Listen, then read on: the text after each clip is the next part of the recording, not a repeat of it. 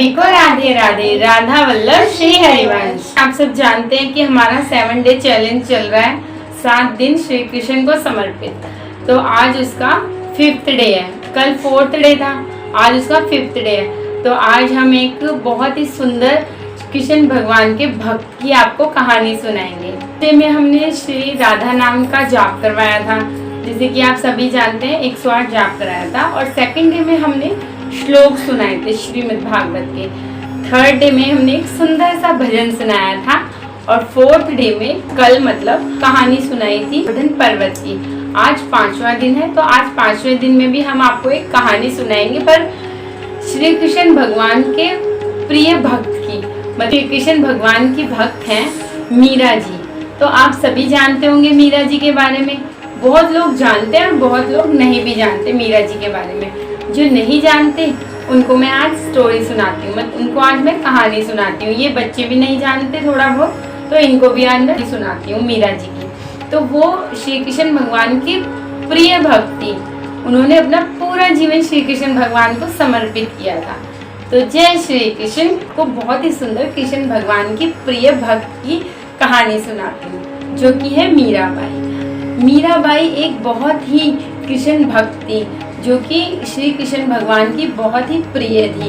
उन्होंने अपना पूरा जीवन श्री कृष्ण भगवान को समर्पित किया था, जो कि राजस्थान में पैदा हुई थी और एक बहुत ही बड़े राजघराने में उनका जन्म। और उनके पिताजी का नाम रतन सिंह राठौर था, जिनके घर में मीराबाई पैदा हुई थी। बहुत ही सुंदर, बहुत ही बुद्धिमान और बहुत ही प्रवीण थी वो, हर चीज़ में, हर विद्या में बहुत प्रवीण थी। तो मीराबाई एक बचपन से ही भक्त थी।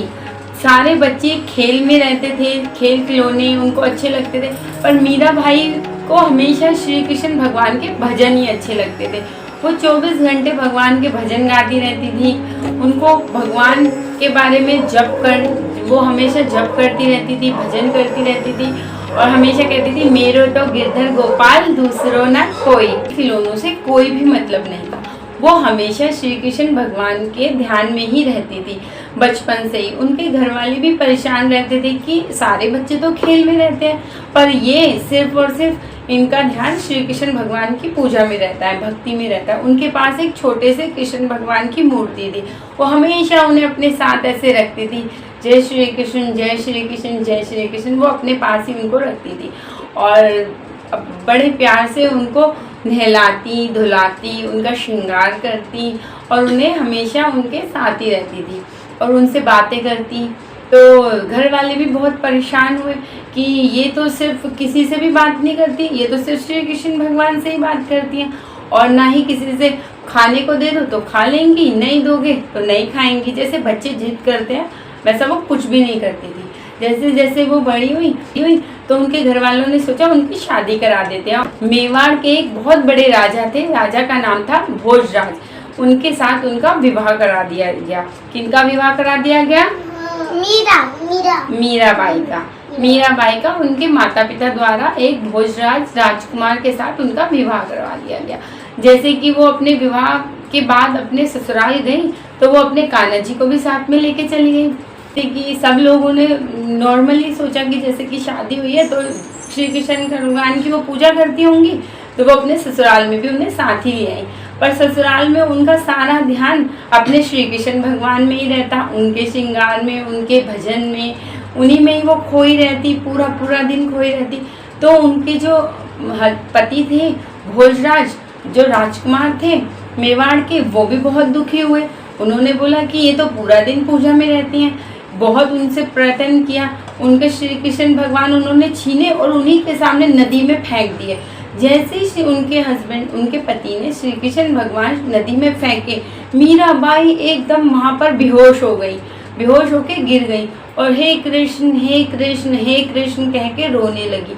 जब उनको होश आया तो उन्होंने देखा कि नदी में से श्री कृष्ण भगवान अपने आप ऊपर आके प्रकट हो गए। तो उन्होंने रोते रोते अपने आंसू पोंछ के श्री कृष्ण भगवान को उठा के अपने गले से लगाया और बहुत प्यार करने लग गई अपने श्री कृष्ण भगवान को, और उन्होंने बहुत दुलार किया। ये सब घटना सभी लोग देख रहे थे, जो भी वहाँ के लोग थे, गाँववासी मेवाड़ के, और उनके पति भी देख रहे थे, राजभोज, वो भी देख रहे थे। तो उन्हें देख के बहुत हैरानी हुई कि हमने तो ये श्री कृष्ण भगवान तोड़ के नदी में फेंके थे, पर ये एकदम से कैसे ऊपर आ गए, बिल्कुल ठीक आ गए।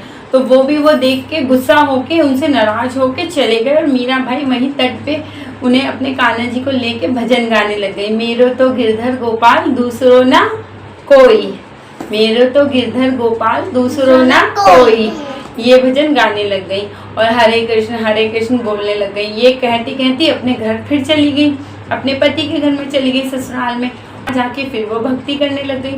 जितने भी ससुराल के लोग थे उनसे परेशान हो गए कि ये पूरा दिन भक्ति करती रहती है, तो वो उनको किसी न किसी तरह से परेशान करने लग गए मीराबाई को। पर मीराबाई किसी भी चीज़ से विचलित नहीं होती थी, परेशान नहीं होती थी, क्योंकि उनके मन में तो सिर्फ श्री कृष्ण भगवान ही रहते थे। तो हमेशा वो अपने श्री कृष्ण भगवान को याद करती रहती थी। पर घर वाले बहुत दुखी हुए।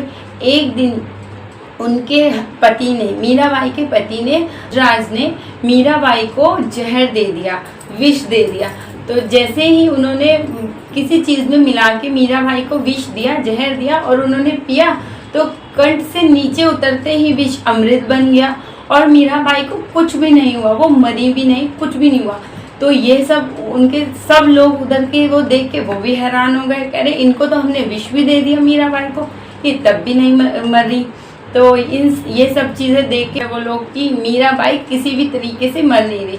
जब मीराबाई ने देखा यहाँ श्री कृष्ण का सभी लोग विरोध करने वाले हैं, तो उन्होंने अपने श्री कृष्ण को उठाया और वो गली गली घूमने लगी, कभी इस गली तो कभी उस गली। मेरे तो गिरधर गोपाल दूसरो ना कोई, ये भजन गाने लगी। जहाँ कोई उन्हें संत दिखाई देते वहाँ वो बैठ जाती और अपने श्री कृष्ण भगवान को गोदी में, श्री कृष्ण भगवान को उठा के भजन गाने लगती। मेरे तो गिरधर गोपाल दूसरो ना कोई।